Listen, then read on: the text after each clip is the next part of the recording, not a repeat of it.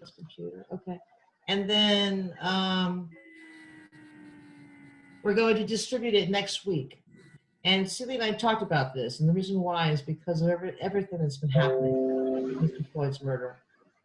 Um, to honor him and justice and peace and love and healing. So we're going to wait a while until we get this out and then kick into Pride. So thank you for being here.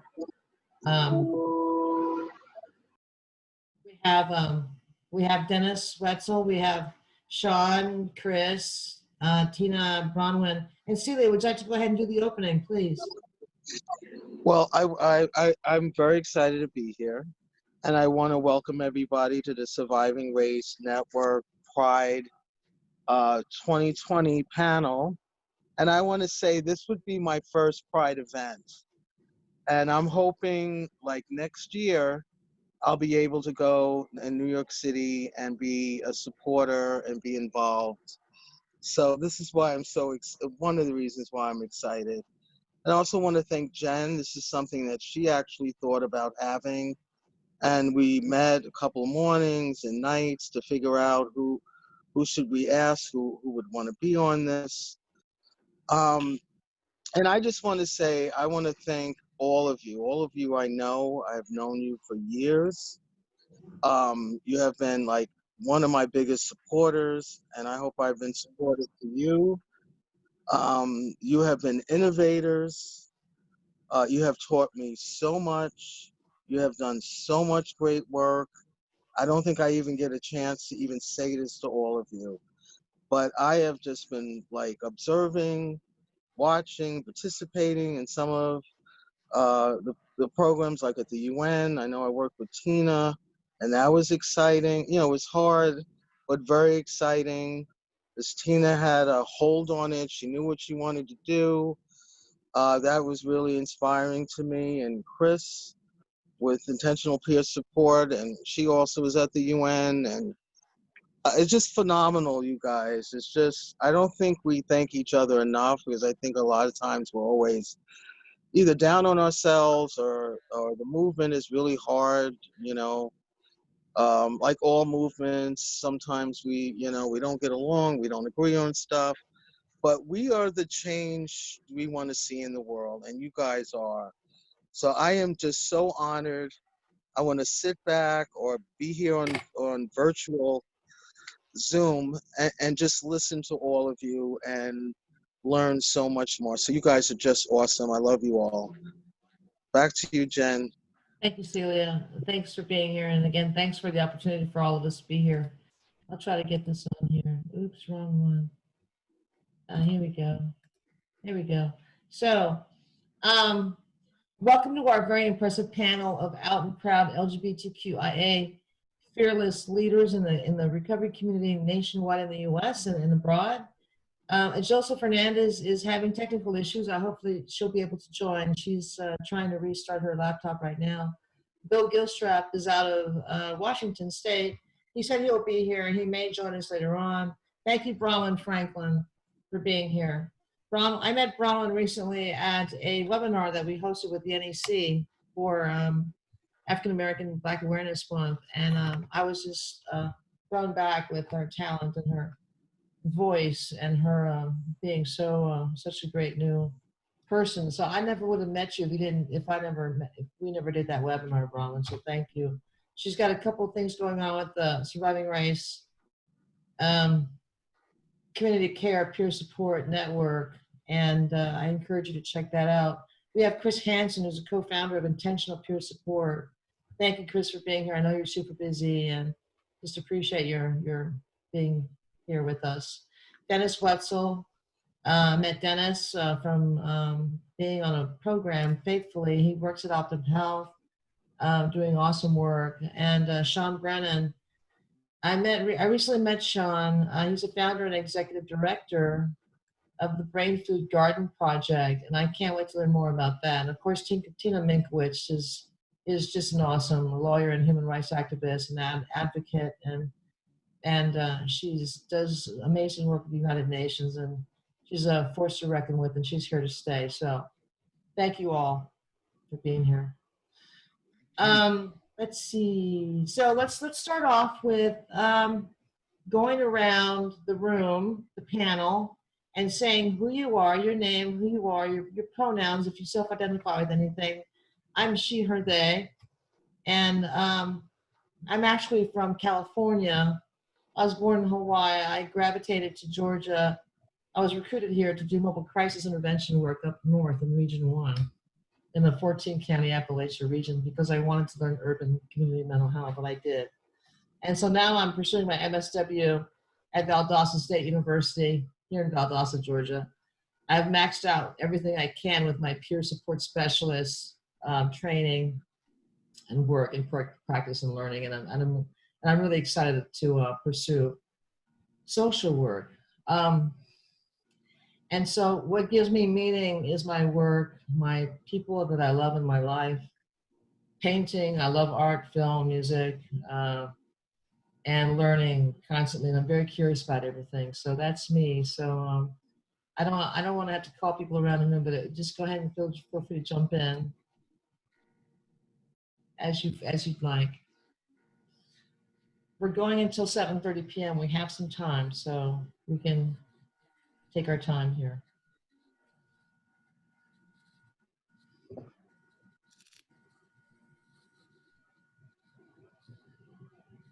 I'll jump in since no one else has. Tina Minkowitz. I'm a lesbian feminist and a survivor of psychiatric violence, and I'm a lawyer doing human rights work. I'm originally from Brooklyn, and I currently live in Chestertown in the Adirondacks. It's very beautiful, but it is also, it's very white, and I was actually just at a protest that really made me feel good about living here in a way I haven't for a long time. I'd say my life's meaning and work is really, I mean, I actually wanted to say partly I'm deeply grounded in lesbian feminist values, and that is kind of a source for me. Also, my Jewish heritage is a source. What really gives my life meaning is the work that I've done on the Convention on the Rights of Persons with Disabilities and everything that comes out of that. To me, that's just a huge gift that opened up in my life as a possibility, and that became my life's work and what, you know, what continues to give meaning, that I'm the most grateful for that of anything in my life. Thank you. Welcome. I'm going to call on people if no one steps up. Dennis, Mr. Dennis Whetsel. Yeah, I'll speak. Usually, this would not be such a shy group. My name is Dennis Whetsel.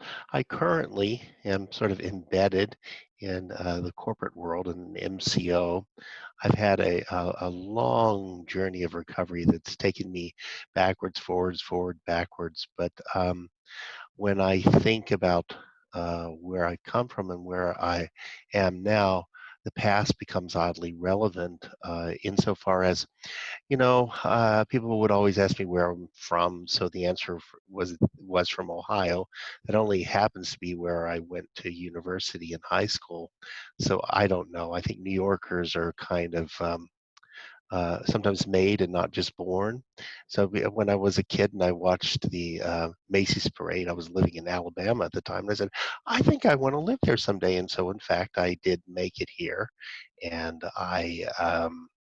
when I was 21, gravity caught up with me, so I came to terms with myself. But lo and behold, when I was coming to terms with myself, the AIDS crisis hit. So this was really difficult for a young person to grapple with. Oh my gosh, I am gay, and I'm answering to who I am, and there's this thing that's killing people. So it was really a difficult time. So that's where I look so middle of the road, white bread, benign, but I'm not. As an activist, I mean, I was Larry Kramer, and ACT UP. In the early days, we would march and lay in the streets and call attention to issues that were being completely ignored during the Reagan years, who's now deified, but people were dying because they weren't working for a cure. So the issues that are happening now, I'm with everybody. It's a time for activism. It's time for activism in many, many directions. But this surviving race, I'm so honored to be part of this ongoing dialogue, and both as a member of the LGBTQI community, and also as just an interesting party. I sign me up for Black Lives Matter. I'm not one of those people that say all lives matter. I don't want to diminish the horror of what's gone on. So that I'll leave it at that, because I have a tendency to be tangential. But I thank you for the honor of being on this panel. I'm in very, very good company, and look forward to talking further. Thank you, Dennis. This is Chris Hansen. Yes. Can you hear me? Yes. I can barely hear. Oh, good. All right. Yes. Hi, I'm Chris Hansen. I use she, her, hers pronouns. I'm a white-skinned woman in my early 60s with brown hair and brown glasses. And you may detect from my accent that although I live in Vermont, I'm actually not from Vermont originally. I'm actually from New Zealand. I am a psychiatric survivor. I'm a lesbian, and I got locked up when I was in my 30s, actually. I'd sort of managed to avoid getting caught, and it all sort of coalesced around my coming out and a lot of other events in my life, and resulted in a huge amount of losses for me. I lost my job, I lost custody of a child, I lost my I lost a huge, I lost all my income, all my friends, and my housing became insecure. And what I discovered was that the people who did most for me at that stage were the people who sat beside me in the smoking room, where I took up smoking because that's where the greatest conversations were.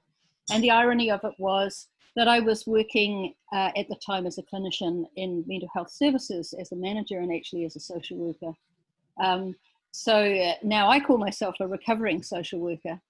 And I ended up reincarnating myself as a bit of an activist from hell, and did a lot of activism, did a lot of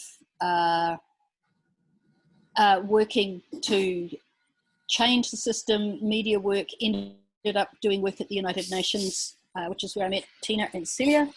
And actually, as a result of that work, started to look for people and organisations that were creating alternatives to coercive treatment. And that's where I came across intentional peer support. So long story short, I met Sherry Mead, who founded Intentional Peer Support, and we actually ended up falling in love, and I moved to the United States, and we've been together for 15 years, and I lived here undocumented for 4 years while I worked out how to get a visa, and that's another story in itself. Possibly one of the only people who's ever got a visa to the United States on the basis of being a really out mad person.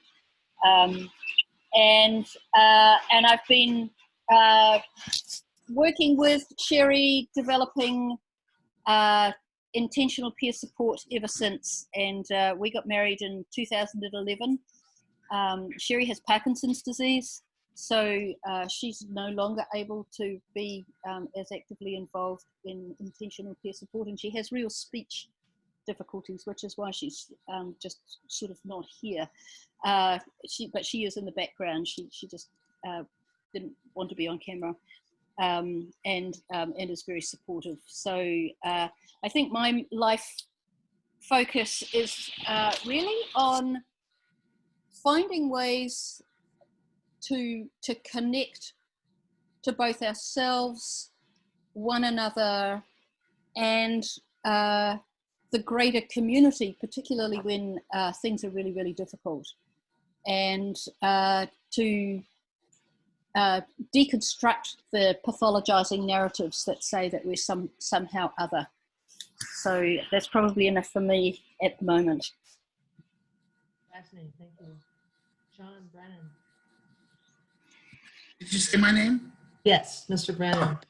Well, first of all, anybody who knows me knows that I'm not a shy person. Dennis, you're right. Normally a shy crew, I don't think, probably.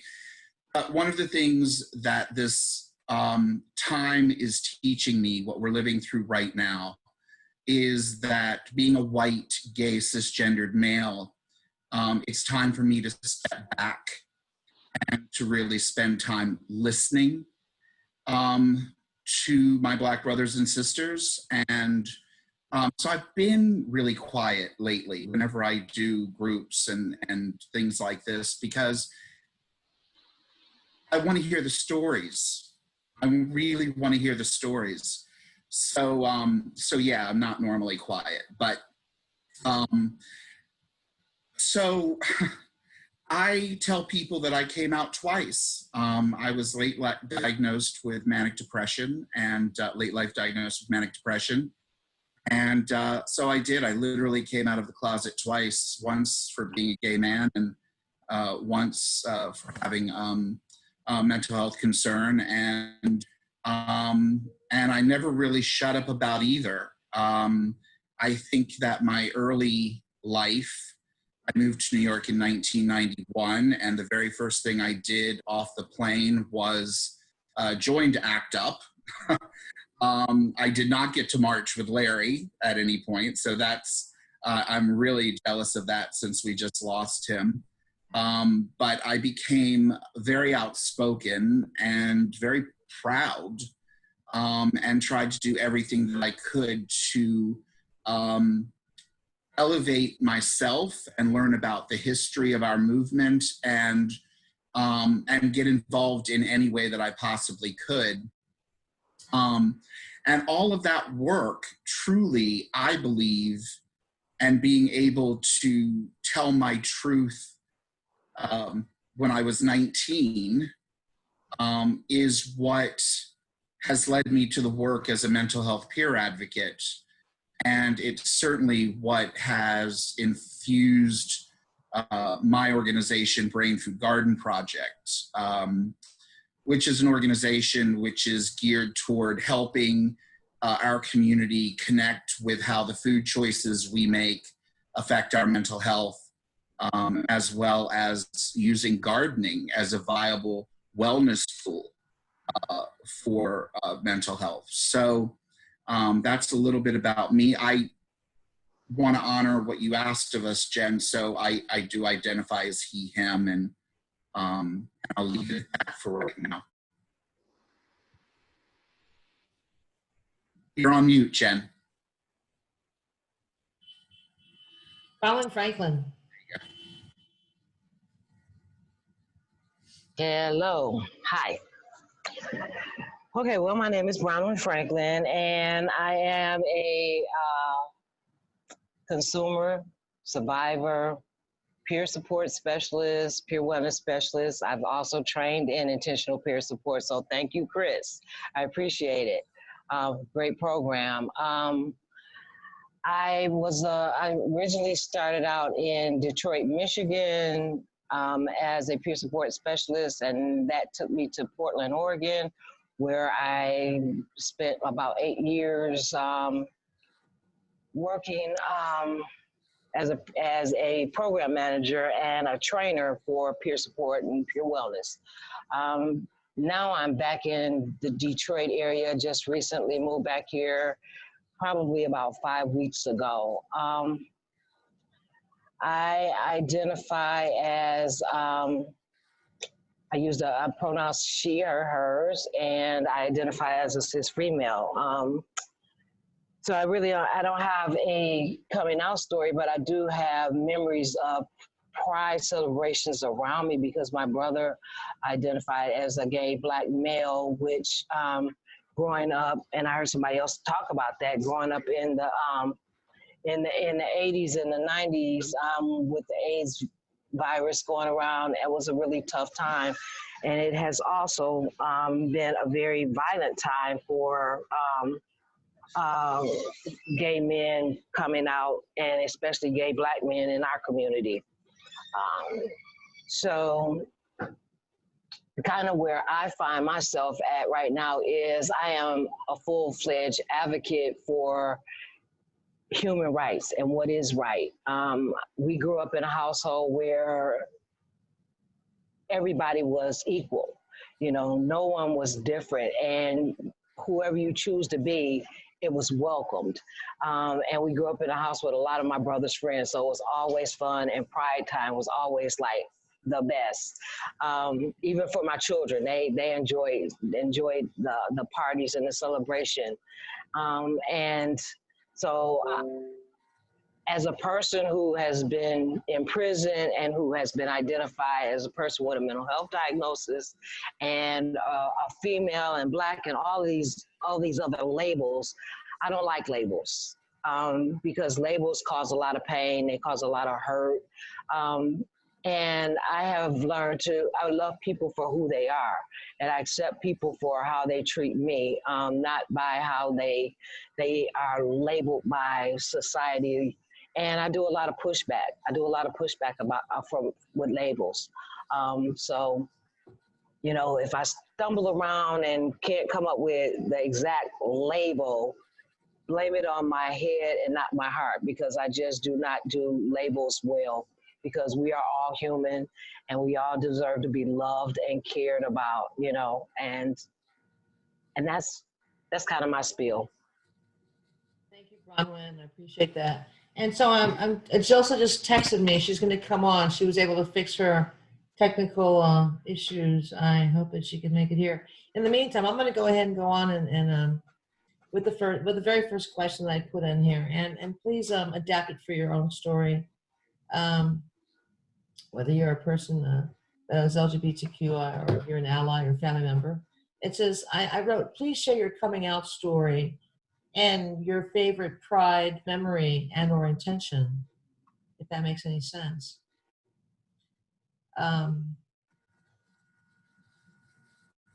Would anybody like to join? Here comes Allilsa. Let's get her to introduce herself. Let's see where she's at. I'm sorry to interrupt you. Hold on, I'm sorry. Allilsa, can you hear us? Come on, can you turn your camera on and turn your mic on? Hi, Allilsa, welcome to the panel. Are you there? Yes, can you hear me? Yes, Allilsa, we just finished our introduction, so you're just in time. Oh my God, thank you. Thank you for coming on the panel. I'm sorry you had technical issues, but here we have Braunwynn Franklin, Chris Hansen, Dennis Whetsel, Sean Brennan, Tina Minkowitz, and of course Allilsa Fernandez and Celia Brown is our host and welcoming. What we ask people to do in the introduction is to say who you are, your name, any pronouns that you self-identify with, where you're from, what do you do for work, for meaning, and what is your life's meaning to you, and how does that look? Okay, so my name is Allilsa Fernandez. I am from New York City. My pronouns are any and all, preferably interchangeably. And the peer specialist in a hospital in New York City. And what was the other question? Where do you find your life's meaning? What do I find in, I'm sorry? Where do you find meaning in your life? Where do I find meaning in my life? In activism and advocating, being able to help other advocate for themselves. Yeah. Excellent. Well, thank you. I was bragging to them about your show, Our Sacred Space, and how great a premiere it was last night. So I'm glad you're here. Thanks for making time. And the first question we're moving into is, if it just adapted for your own story, please share your coming out story, and as well as your family members or your allies, your friends, and your favorite pride memory or intention.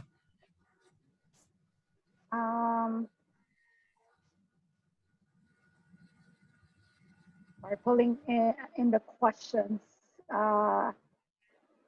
So what is my coming out story? Is that the first question? Sure, if it fits. Yes, absolutely.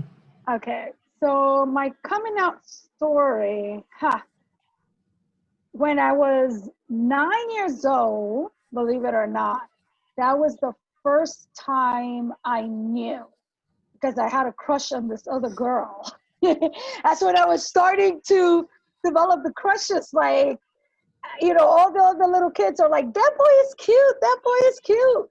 And I actually was like, why don't I think boys are cute? Girls were talking amongst themselves, and I'm like, ugh, but I find girls cute.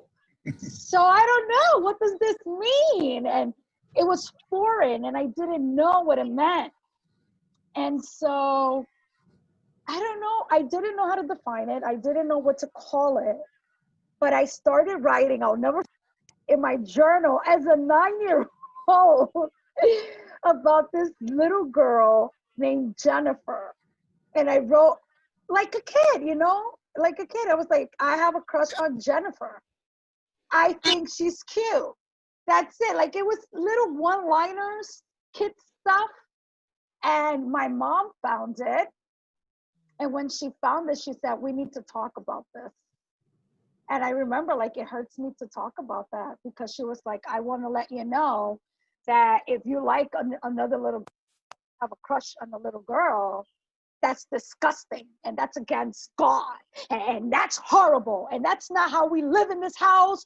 I expect you to not live that way. I'm correcting you right now, because that's not the way that we're going to go about in this house. I'm letting you know, and I'm trashing this journal. You should never write about this again. And so that was hard. I didn't know what was happening in my body. I didn't know how to define it. Nobody talked about gay or straight or trans back then, or TGNC. There was mission. So I didn't even know what I was feeling. So I just kept quiet. And it became worse as the years went on for me, because even though I personally didn't go through conversion therapy, I felt that that moment in my life defined conversion therapy for me. I myself put myself through, in a way, conversion therapy. I remember kneeling for hours in the church, telling myself, you're ashamed, you're ashamed, you're ashamed, you need to change, you're evil, you're dirty, you're wicked, and pray, pray, pray, pray, pray, you know? And I would confess to the priest about these thoughts probably every single Sunday, religiously. It became a habit. It was just torture, honestly. And then when I was 17, I couldn't take it anymore. No, 16, I couldn't take it anymore. I couldn't do it anymore. I knew that I needed to come out. Like, I couldn't keep punishing myself. I suffered from severe depression, and it just, and so long story short, I first came out to my friends, and they were really nice and accepting, and they were like, oh, we knew. What's new? So that made me comfortable, and you know, to finally come up to my mother, and by that, and it took some time. It took months, and by then I turned 17, was already talking to someone, and that pushed me to finally tell my mom. But unfortunately, that didn't go well. It went back to me being 9 years old, and she was like, you're not going to talk to me. I'm not going to talk to you. I don't like what you're doing. This is not allowed in this house. And she legit ignored me for months until I had to move out of there. And that's just a snippet because I know I talk. So that was a little bit about my coming out story. What does pride mean to you? Oh my God. Because pride means finding my identity. Pride means finding myself, authentically myself. I get to be 100% me. So yeah. And pride is every fucking day. Every day. Right, pride's every day. I get that. Thank you, Allilsa. Tina Minkowitz, please. We'd love to hear from you. Okay. So I also had crushes on girls when I was a kid.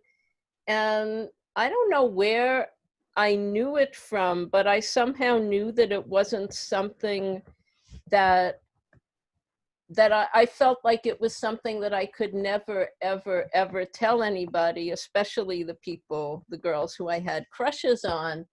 So I hid it. And actually this one time, there was one girl I really had a crush on, and then another one kind of a little. And the one that I was kind of a little, we were sleeping over, and I actually wrote on a piece of paper something like, "I love you." And I just kind of had it against my stomach, and she said, "What's that?" And I just said, I like to sleep with this paper." You know, because I couldn't say anything, but that was my really earliest memory. And what was interesting for me, I was actually realizing the other day that it was when I was in the psych ward, locked up, that it had a really decisive effect on my coming out, because there was a woman there. I thought she was just gorgeous. I can still remember how she looked. She was Israeli, and she had long, curly, thick black hair, and she wore her own clothes for a long time. She was resisting. She did not take on those horrible hospital clothes. And I was just kind of entranced by her. And at one point, very early when I was there, she said to me something about my being beautiful. And I really could not actually tell if she was expressing interest in me, because she said it in a way like her eyes, she wasn't meeting my eyes. But it was startling to me, because it was like that was the first time that my desire had somehow come out into the world, the possibility of actually saying to another woman, "You're beautiful." It was the first time I was confronted with that out in the world. And two things that I knew in the process of being locked up, just this knowledge, deep self-knowledge that came to me. I was not going to fall in love with a man, and I was not going to go into therapy. And so I actually didn't always trust either of those pieces of self-knowledge, but eventually I did come out. I fell in love, not happily, really the first time, but I should have mentioned also in the introductions that I am married to my wife, Diana Signa Klein, and we've been living together for 15 years, about the same as Chris and Sherry, I guess. We went to their wedding, they came to our wedding. So I guess, you know, in terms of pride, I actually have some really wonderful memories of the Pride marches in New York City that I went to with my good friend and also ex-psych inmate, psych survivor, Rosita Libre de Marulanda. And she used to be pretty damn outrageous, especially things like taking her shirt off. And it was always just fun to be around her. So that's one of my favorite Pride memories. Thank you. Sean. Did you say my name again? I did say your name again, Sean. Okay. So my coming out story. So the first time I had a crush on a boy, I was in first grade. I can still remember his name and what he looked like. And I knew I was different, but I didn't have a name for it until I was actually 12 years old. I don't know if any of you remember it, but there was a TV show called Dynasty back in the 80s. A big, splashy, soapy sudser, right? And I remember Blake Carrington pushing Stephen Carrington's lover against the fireplace in the first season and killing him. And I can remember the language that he used when he was talking to Stephen Carrington. And he reminded me a lot. My father and my mother, there was a 30-year age difference. So my dad had silver hair, just like Blake Carrington, and came from that sort of generation, right? That sort of John Wayne generation. And something clicked in my 12-year-old head that said, I can't tell this to anybody. I have to keep this quiet. And as time went on, kids in school, of course, know you're different. And the words that they choose to put with that difference is the F word and queer, which of course now we all use, right? It's a lot of our generation has had to relearn that word and forgive that word because a whole new younger generation has embraced it as a word for empowerment. But I remember when I was beaten up and called that word in school. And I basically started to come out to friends and even a few teachers when I was a junior in high school, and I had my first suicide attempt.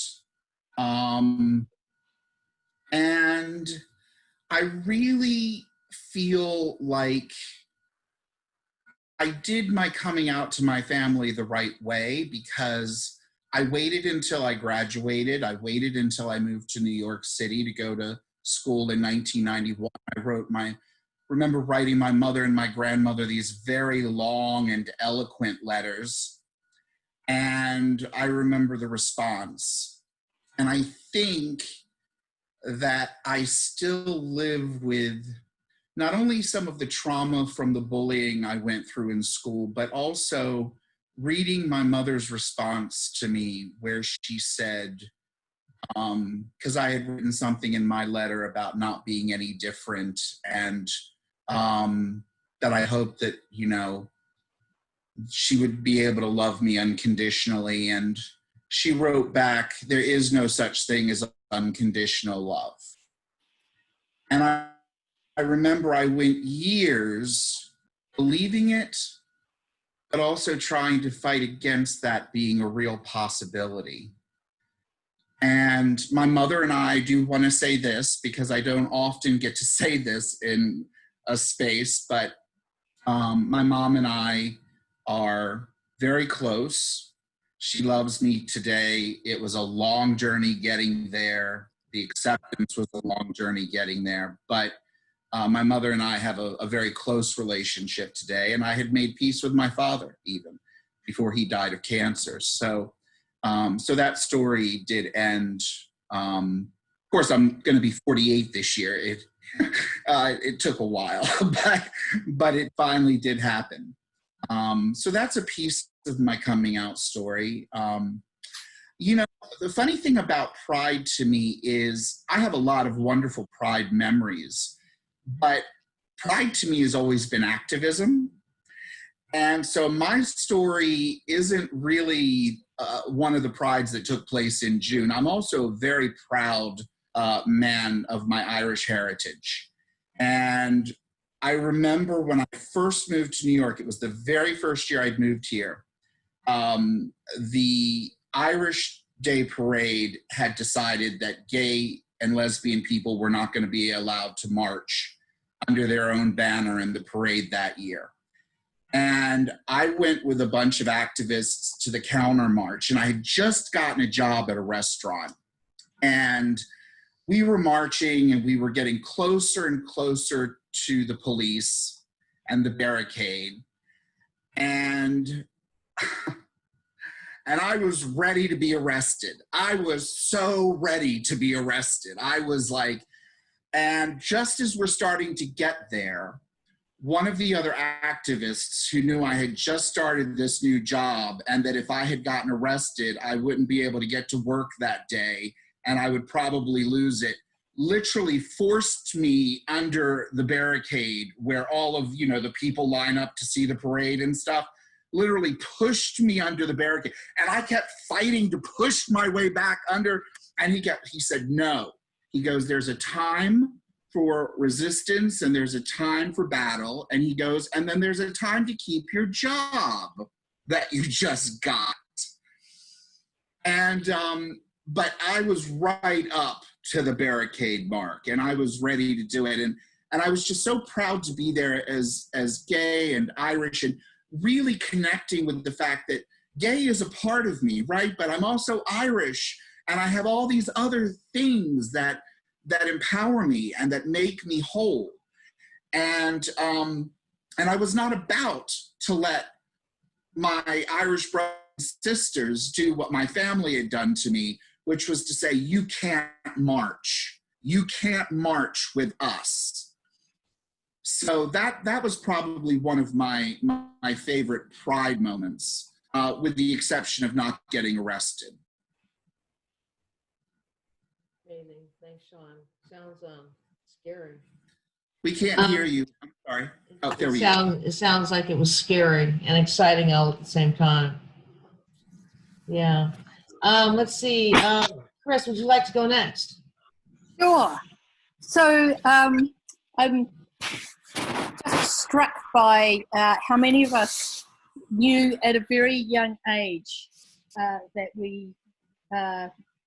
we're not heterosexual, and likewise, I knew from about the age of 8. I remember having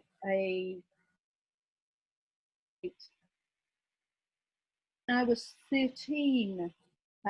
It happened again, and at 13, I knew that this was not okay, and so I decided. I did not grow up in a very religious family. They were sort of nominally Christian. But I decided I was going to pray that gay away.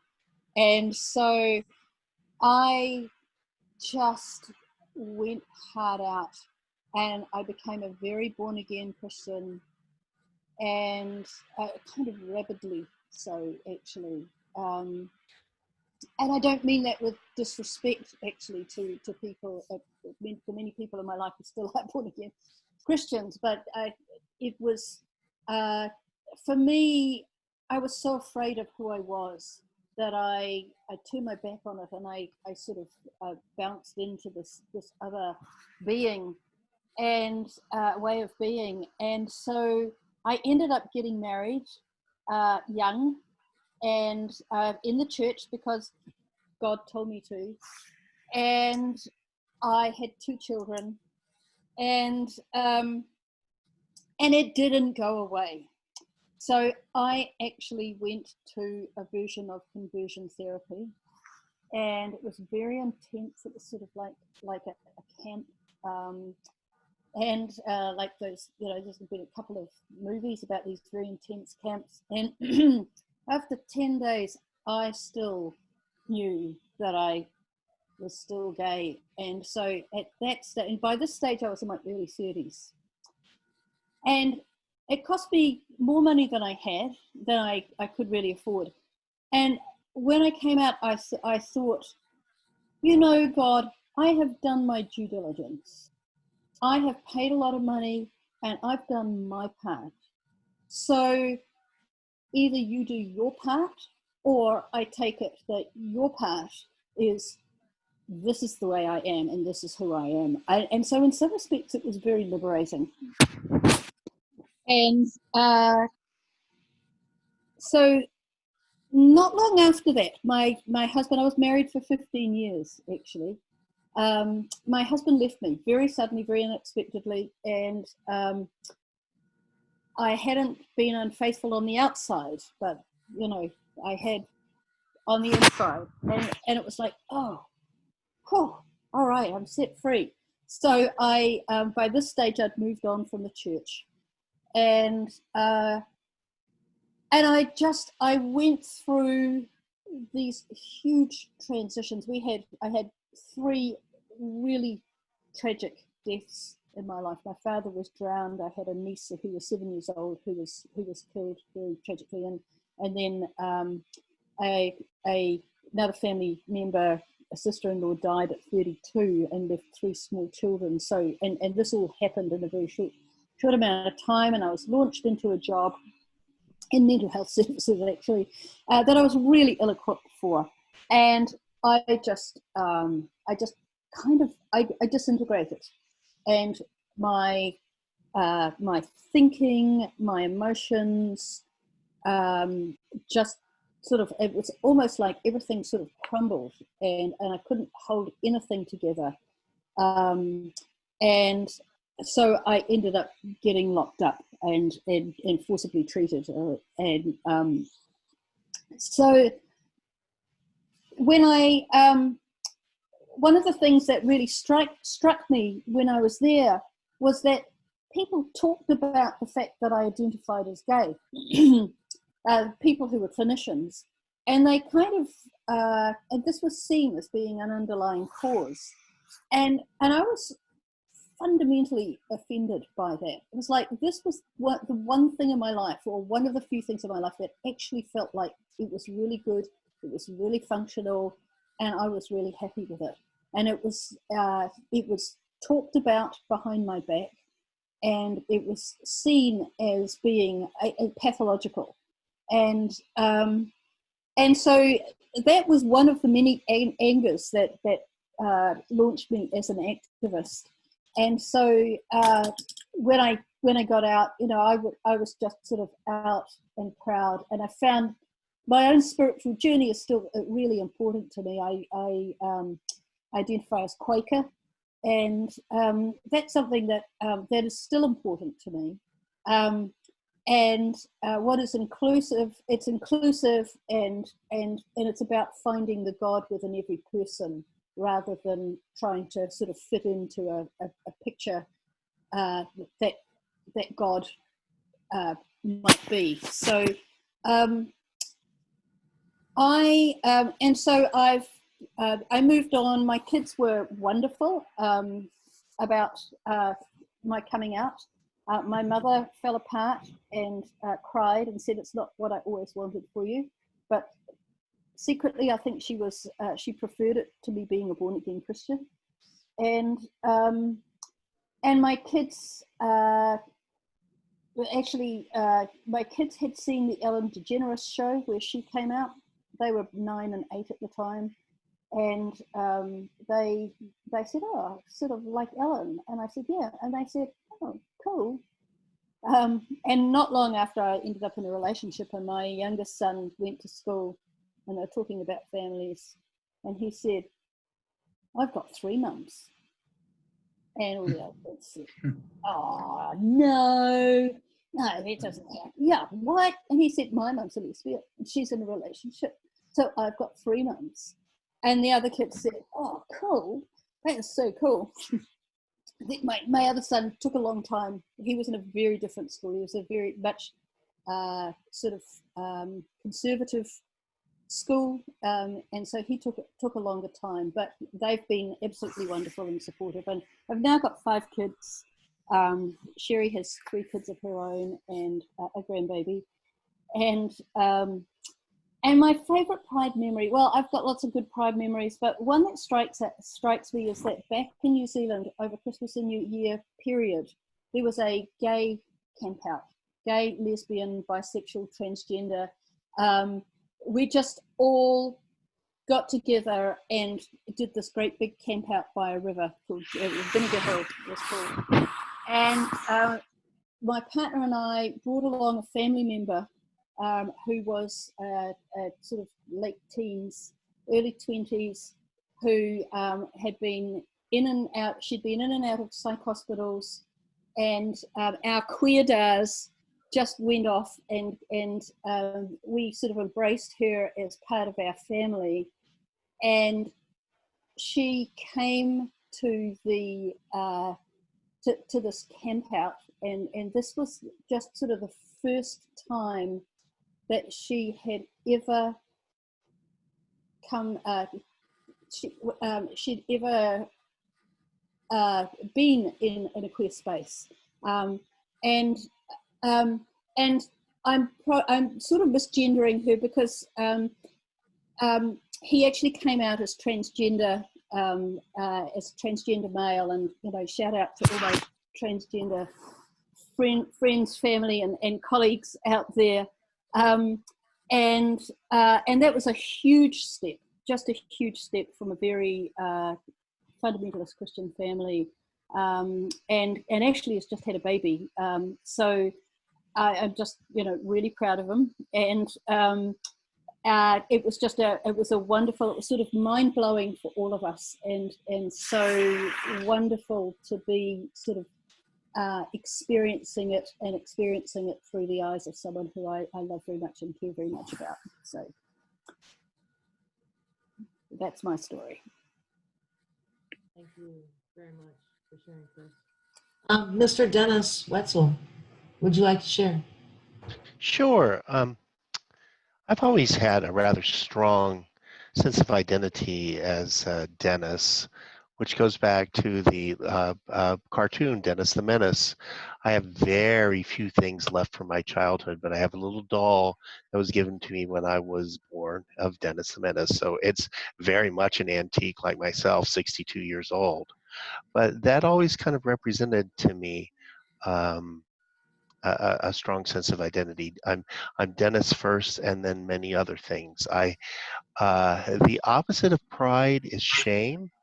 And even when I was undergoing my own process of coming to terms, coming out, whatever language you want to use, I never had a sense of shame because I was fortunate enough to be loved.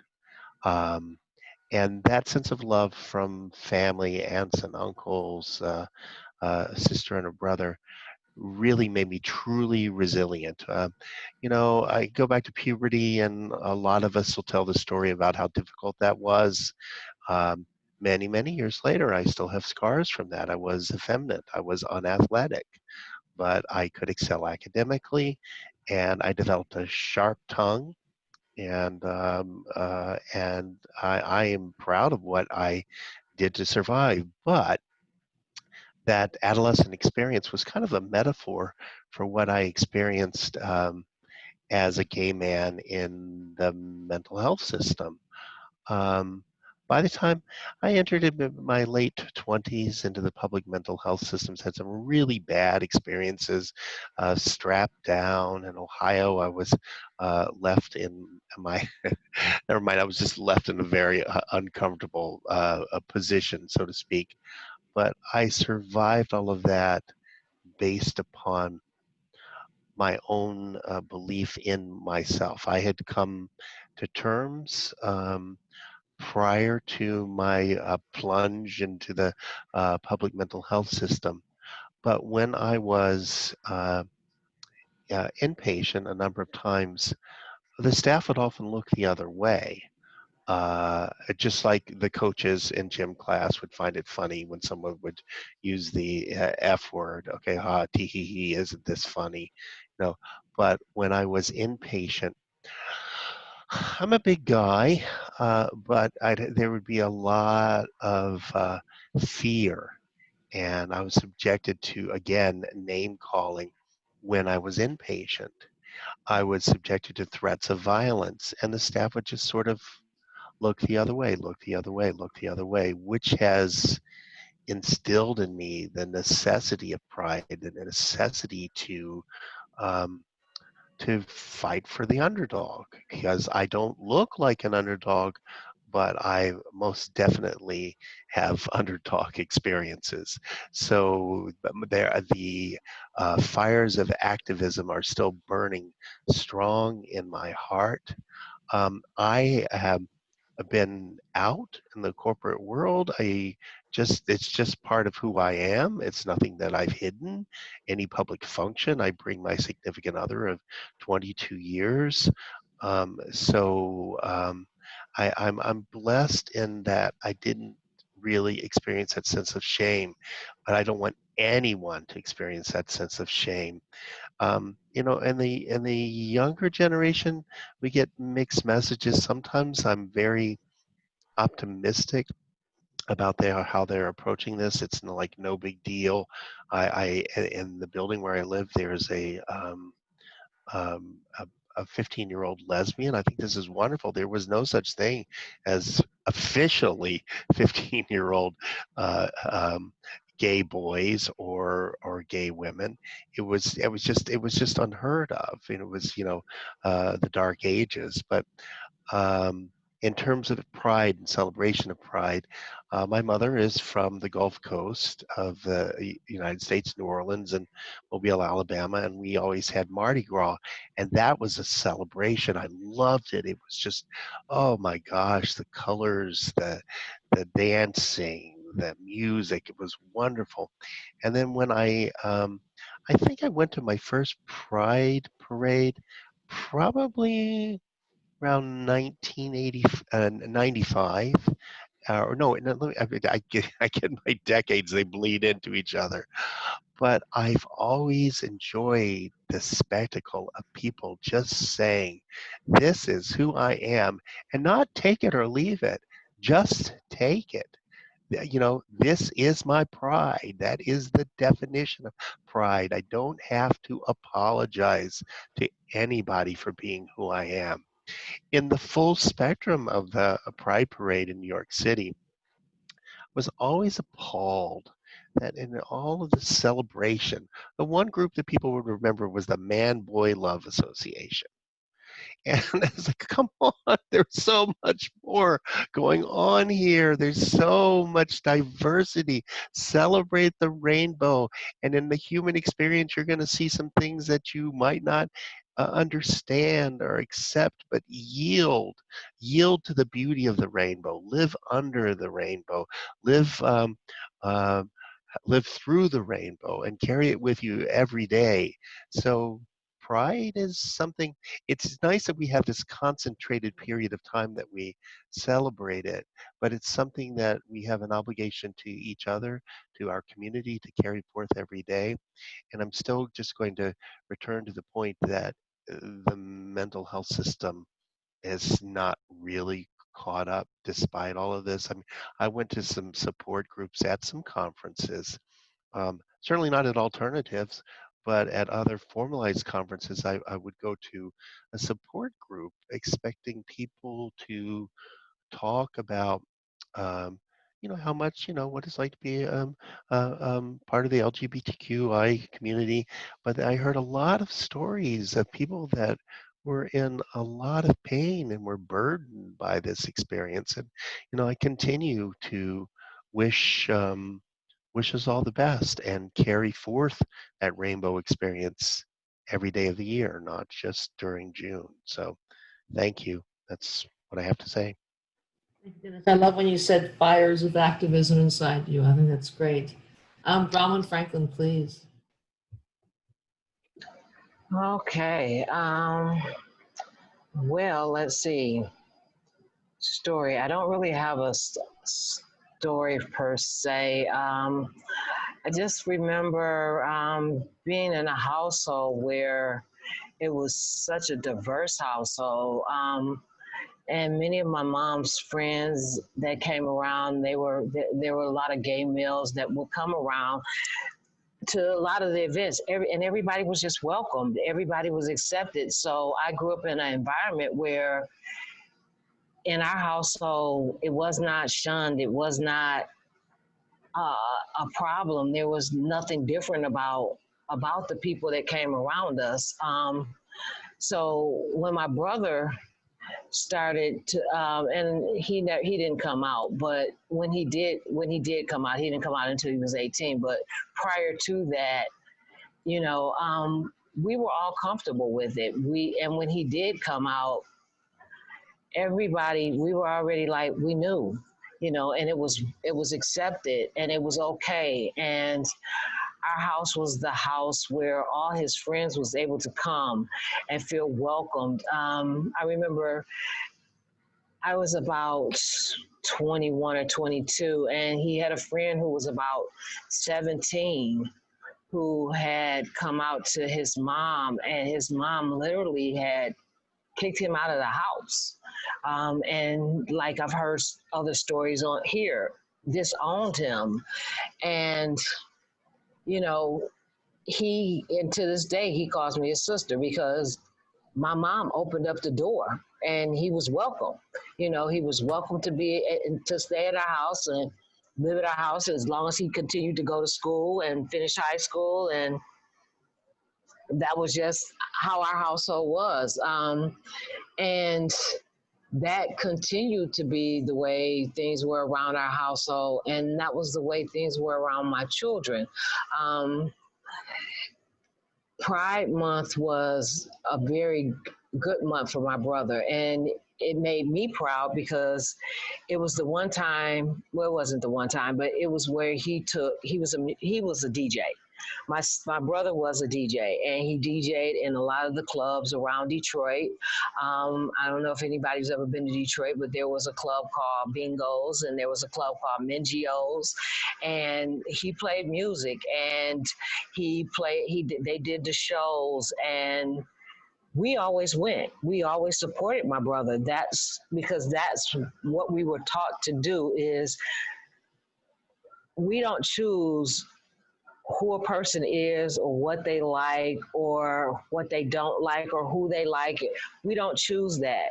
We love them for who they are, and we love them by the way they treat you. So not only did I had a lot of male gay friends as well. And as I'm listening to the stories and I'm thinking back over all of these years, and I'm going through the 60s and the 70s and the 80s and the 90s, it wasn't until my brother friends really started coming around that I ever really encountered what we consider, or somebody might identify back then as a lesbian, because women around us did not come out. But we had friends that came. We had a friend that he designed all his own clothes. And he was the sharpest man I knew, you know, but that's who he was. And he was welcomed in our home. So pride, and I think the last pride that I really remember was my brother, he would fly in from New York to do the pride picnic, parade, celebration here in Detroit. And it was usually a 3-day event. There was just all kinds of stuff going on. And, you know, I remember that because that was the last time, because my brother a few months later passed away. But that was a real special time because him and I we were very close, you know, and I think, you know, and I was kind of like, because I'm close to my dad as well. Now, my dad had a problem with my brother and the whole gay thing, but my dad was kind of estranged from the family, so he didn't live in the household. So whatever he was feeling, he kept it over there and he kept it to himself. But the last time, you know, they were trying to make some amends and trying to, my dad started to open up and try to understand my brother a little bit more. And that was in the summer of 2008. and they were starting to develop a stronger relationship and understanding. And that Pride Month stands out to me more than any other, because at that time my brother was 42 and he had been out about 25 years or so. And for my father to cross over to an understanding with my brother was huge for me. So that's kind of the memories I have around how things transpired in my family with my brother. And like I said, I had several friends, several close friends. I still have several close friends today, and, people are people to me. Again, I just don't do labels really well. So it's hard to just put labels on people because we're all human and we all love the same. And we are who we are. I love that. We all love the same. Thank you, Braunwynn. Jennifer, are we allowed to have some talk back, or do we just go on to the next question? I'm going to ask one more question and then we can have dialogue. And let's see, I'm looking at, because we're kind of touching on all my questions anyway. So I guess I'm going to move forward personal and community pride now. What would you like to share with our audience in love, peace, healing, and pride? And then we can open it up for the group. What would you like to share around love, peace, healing, and pride, and coming from your heart and from you? Anybody can go, really. This is Joseph. Yeah. So I didn't share before, just to finish that off.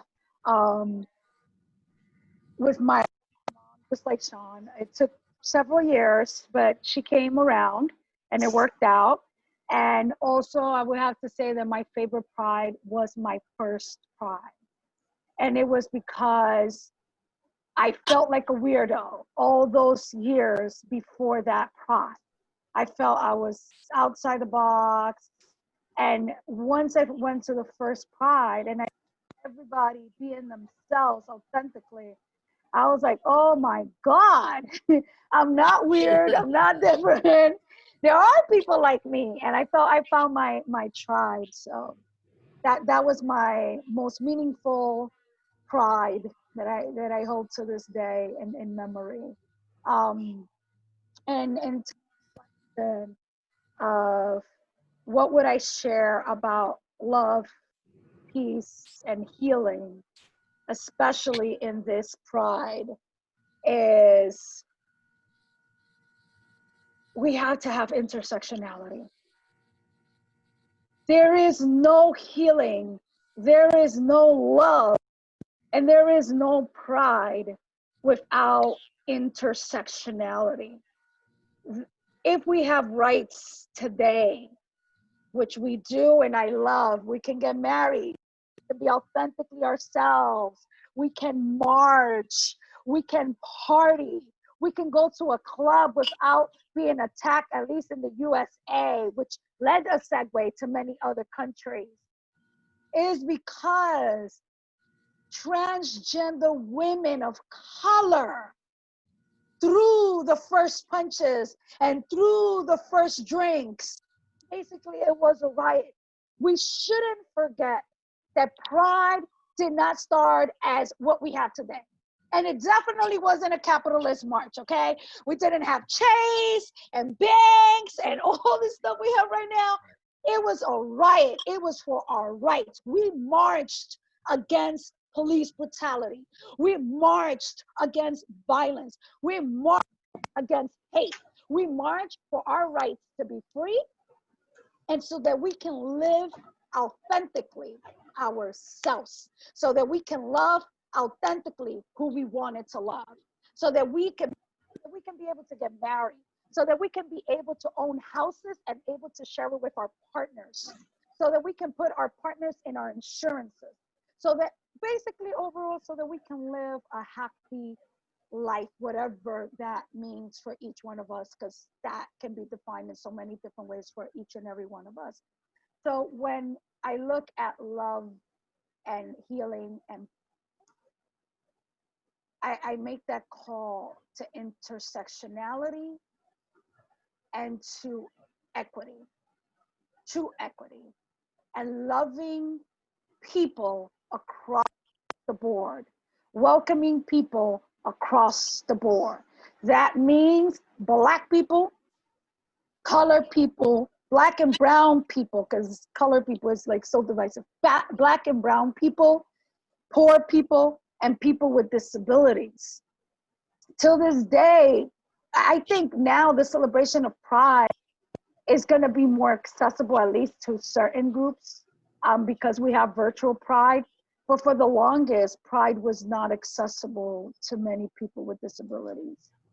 You know, so if we truly want to speak about love, healing, and pride, I think that this is the time in history that we can make those changes. So together, heal together, and welcome everyone across the board with disabilities, all races and status across the board, to welcome them pridefully and authentically as they are. Thank you, Jilsa. I'd actually like to play. I'd actually like to play off of that, if I may, because what you just said really struck home to me. Because, you know, to have healing, I believe you have to have honesty, and you have to be able to own your mistakes. And I came up in the 90s, right? And I can remember when the gay bars in New York were segregated. This is 1991. And there were, you might see a Black man or a Latino man at, you know, the Hangar, or at, you know, any number of the bars in the Village. But there were Black gay bars too, really, because a lot of my Black friends went to those two gay bars. And there were other people bars, right? And I remember thinking that that was wrong. The other thing is that we have to start owning that bisexual and transgendered people at the tail end, and that's the way they were treated, at the tail end of the LGBTQ, right? Well, it was just LGBT then. They are just, transgendered people are just starting to own their place in the last, what, few years? I mean, it is insane to me. And as a white cisgendered male, I have really had to take a look at, you know, laughing, for example, at the Sex and the City show, where it was written by two gay men, and one of the comments they put into those ladies' mouth was, bisexual is just a stop on the road to Gaysville. And we all laughed. We all laughed, right? And it was white, gay, cisgendered men, such as myself, that perpetuated this behavior. And so for us to have true healing, we all need to step up now and say we were wrong. We need to not only embrace our bisexual and transgendered brothers, but pay them a sort of reparations by saying, we were assholes. Am I allowed to say that? I'm sorry, maybe there's no cursing, but maybe you can bleep it.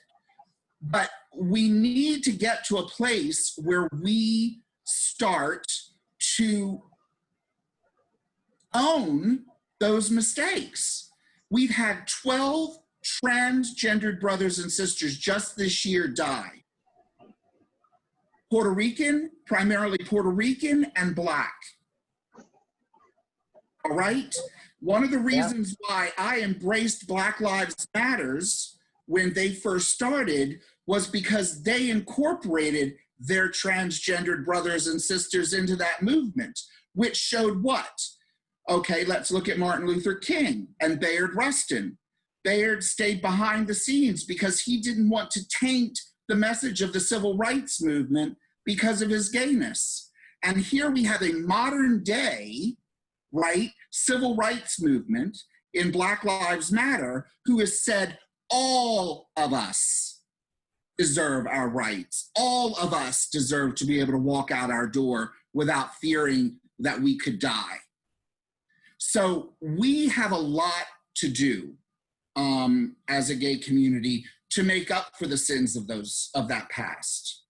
And I'll stop now. Okay.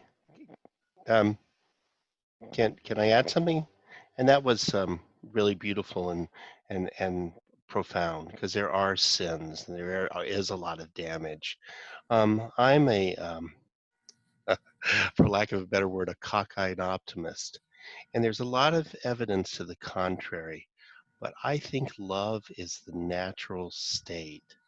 I think when a baby is born, for all of my friends on the panel that have actually given birth to children, the natural state is love, a connection. That connection is so often displaced by abuse and neglect, and healing to me represents a return to love, and a return not only to love, but a return to the opportunity to love. Now, I know that so many of us have been damaged by the traditional religious establishment, but my Jesus is the Jesus of the Jesus Christ Superstar with John Legend. I know it's not John Legend, but it's the idea of someone that was very human. And one of the things was, recognition of in the healing process, healing a cripple, said, throw down your crutches. Now, you can either take that as a literal story or you can take it as a metaphor. And I'm recognizing your ability to walk.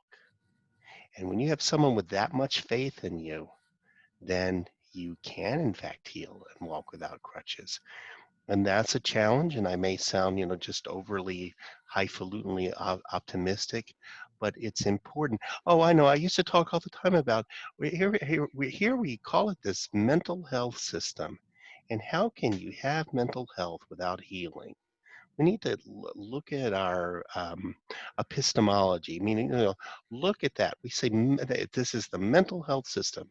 Where's the healing in the mental health system, especially for members of the LGBTQI community? So going forward, let's invite that discussion further.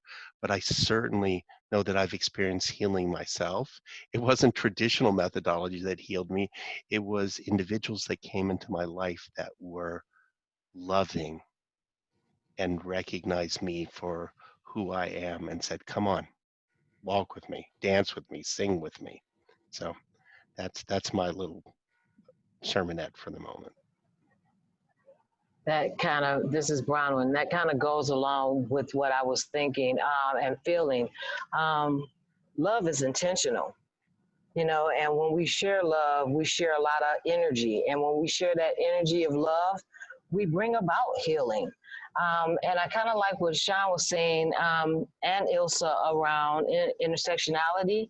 And I think sometimes taking advantage and discovering the paths of intersectionality to bring the unity of humanity through love is a huge piece. And we as individuals, as we be intentional in our loving and our caring with ourselves and others, we start that process of healing. And I can appreciate what Sean said about how there was some separation in the community. And now there's time for healing and being more intentional in bringing together all these different groups. I think showing that love, or in thinking about the word peace, and I've heard Christianity talked about amongst us. Christians always offered that olive branch. And then we had the dove of peace. So being able to offer that olive branch to make those connections is a sign of showing intentional love for one another. as human beings. You know, again, let's get rid of the labels and be who we are. And when we get rid of all the isms, because isms are always causing separation. They are designed to divide and conquer. So when we put racism, when we put humanism, all those isms, feminism, it's the divide. And we need to come together as one and share the energy that brings the healing of love, from love. So that's kind of where I'm at. I hope that made sense. Yes, thanks, Braunwynn. Hi, this is Tina. I'd like to go next, please. Absolutely. So I would actually like to bring out an intersectionality that is often simply forgotten or set aside, which is dealing with sexism. Feminism, I disagree. I do not consider it an ism that divides us. Three actually lesbians, including myself, at one point in the 1980s, wanted to start a women's collective of the organization we were part of in the Psych Survivor community, Project Release. And we said, we want to start a women's collective. And others, actually, it was another woman in the organization who said, no, no, no, that's divisive. You know, we went ahead and started our own organization. Actually, Rosita, who I mentioned, was part of it, and also Rosary Marinaro and myself. And it was called Right on Target, Women's Collective Exploding Psychiatric Myths. We also created a Mad Dykes support group that met at the Lesbian and Gay Community Center for, I don't know, probably a year or two at that time. So I want to say lesbians are still owed reparations. I would very highly recommend the book Different Daughters by Marcia Gallo. It talks about the history of the lesbian organization Daughters of Bilitis. Yeah, read it. Right? Which was part of the homophile movement that predated the modern lesbian, gay, and then LGBTQ civil rights movement. It's very enlightening. I'd also like to mention the lesbian of color, Stormy DeLarvery, who played one of the instigating roles in the Stonewall riot.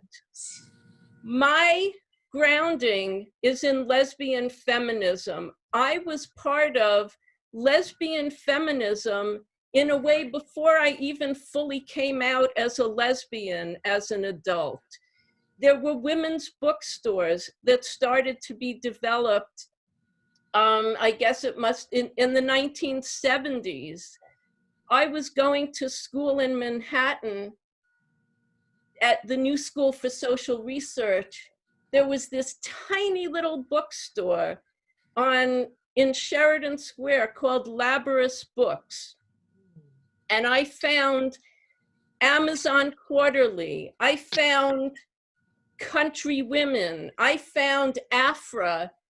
I found the books Sappho Was a Right-On Woman and Lesbian Woman.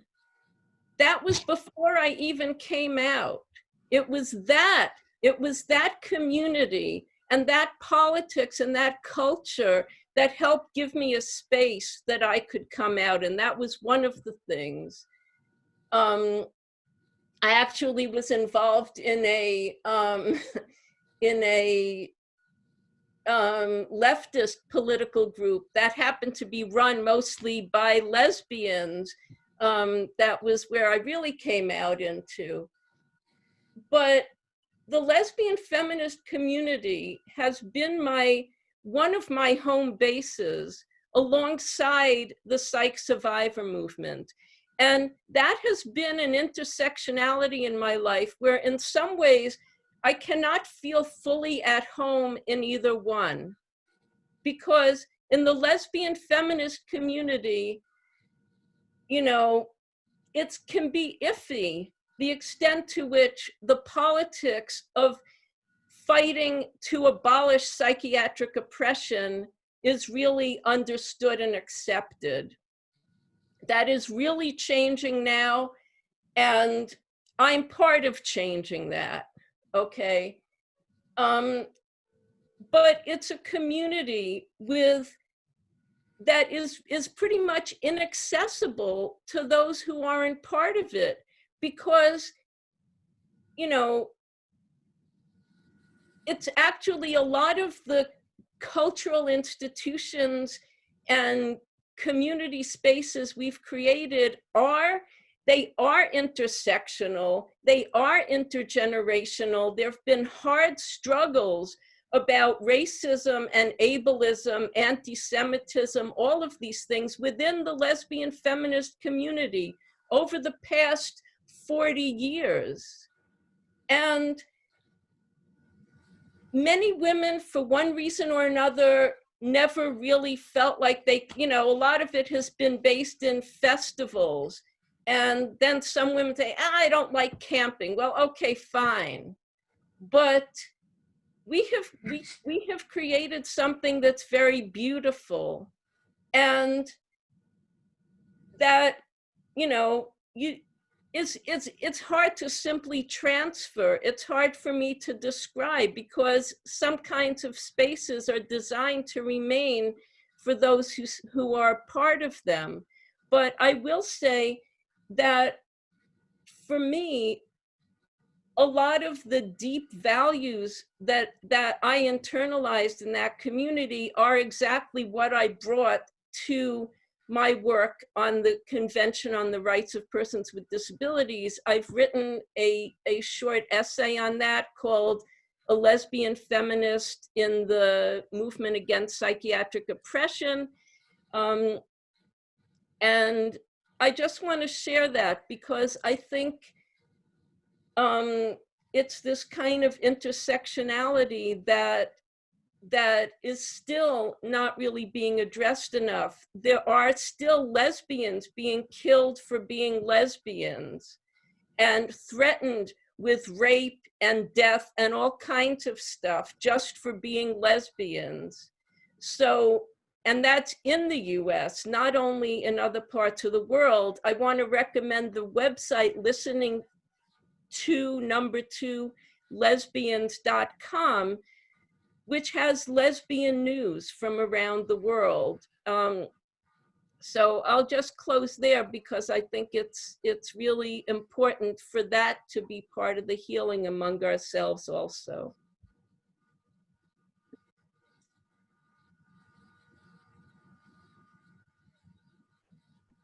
Chris, you're on mute. Chris, you're on mute. All right, thank you. Thank you. I just wanted to say just thank you to everybody. I'm really struck by the power of the anger that we've had to, and the activism that we've had to find to fight our battles and to break down barriers and to proscribe our identity and our pride in our identity. And I was just struck by listening to you all that part of my history is that one of my ancestors was Jewish, and he came to New Zealand, and he assimilated because there was absolutely no support for his faith in New Zealand, and so we lost, as a family, we lost that part of our identity. And as a lesbian, I lost that part of my identity actually also to Christianity for a while. And then I lost my sense of myself because I got labeled and psychiatrized, and I had to become angry, and I had to become an activist and become proud of who I am and angry about the exclusion that I'd experienced. And there's a flip side of that. And one of the things that that really motivated me when I was doing the work that culminated at the United Nations was that I also want to be really clear about what it is that I'm wanting to create, and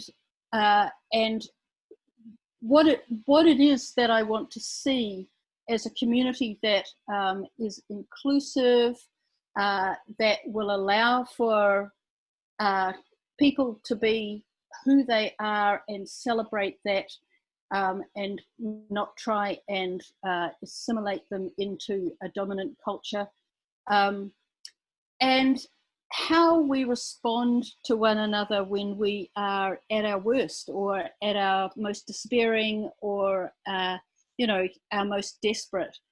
And that drew me to intentional peer support, and it's something that just still rises within me today. That I mean, I've been out protesting with Black Lives Matter, and I've just been absolutely devastated by the racism that is here in the United States, but the racism, the white supremacy that lives within me, and the racism that I see in my home country of New Zealand, which is held up as a paragon of many things, and yet racism is still endemic there, as are oppression of lesbians and gay people and people with disabilities, and I mean, it's no different. And what I'm also struck by, though, is that I want to be focusing also on what is it that's happening when those things aren't, when those terrible violence and exclusion and pain isn't happening. When what is it that is happening, or that happens when somebody is in a crisis, or is angry or aggressive or in an extreme state, and they don't get locked up because somebody did something and connected with them? What is it that's happening when, what are those moments that happen when people don't get knelt on and killed? Are there moments when the police see people and connect with them, and they just walk away? And that's something that I think those are precious gems that happen. Actually, they happen every day, and they don't happen enough. And so we need the anger, but we also need to be noticing the times that they do, and we need to be noticing and finding ways to capture and celebrate those kind of sparkling moments, because those are that's the raw material that I believe will create a pathway forward. When I know that I can connect with you when you're in your most distressed state, when I know that my grandmother can connect with somebody who is of a different culture or a different religion, when I know that my neighbors can be scared shitless of somebody or something that's happening, but they still can connect. I think those moments are also something that we need to find ways of acknowledging within ourselves, of acknowledging in our communities, because at the moment where we risk only seeing the disconnects, and I think it's really important that we do. But if that's all we see, that's all we're creating. You know, you become like what you look like. So I'm going to throw become like what you look at, and so I'm going to throw that out there as a challenge. You know, how do we collect those moments, and how do we honor them in ourselves? And I think sometimes it starts with connecting with ourselves. You know, we've talked about some of those stories tonight, and how do we connect with our neighbors? And you know, how do we just acknowledge those things when they happen, even when they're really flawed? And yeah, I think that's what I have to say tonight. We have about 9 minutes left. What would you like to do with 5 of those minutes? I'm going to have Celia close. So do you want to just open it up for closing remarks? And then I'll have Celia come on and close formally. I'll be the timekeeper. I think if we keep it to about a minute each, or up to a minute each, and we can all say closing if you'd like to.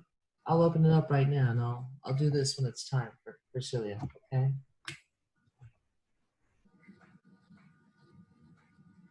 Allilsa? Okay. I'll just close it off by pride to me means living 100% your authentic self.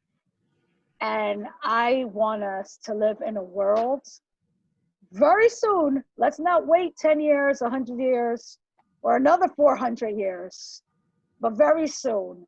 I want us to live in a world where no one, and I mean absolutely no one, has to leave a single identity at the door to join us in pride. That means that they come 100% who they are, whether that is gay, disabled, and of color, or a lesbian, white, or bisexual, of color, transgender, whatever the case may be, that you are able to show up 100% yourself, accessible and inclusive spaces for all. And that's how I would love to see Pride being celebrated, hopefully in the next year or so.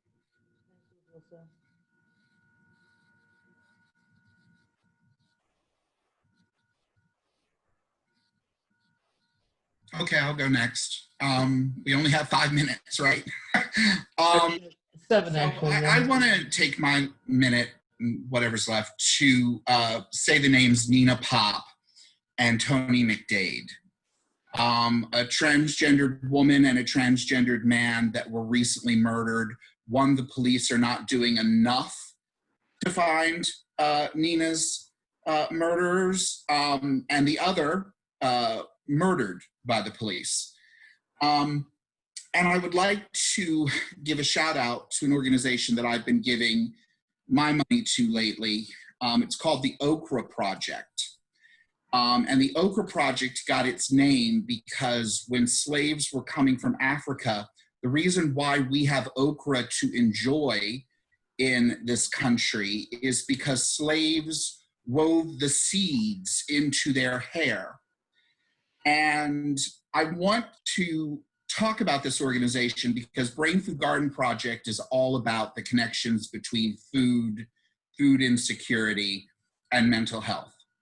And what the Okra Project does is they make sure that trans men and women who can't get food, who are experiencing food insecurity, actually get meals.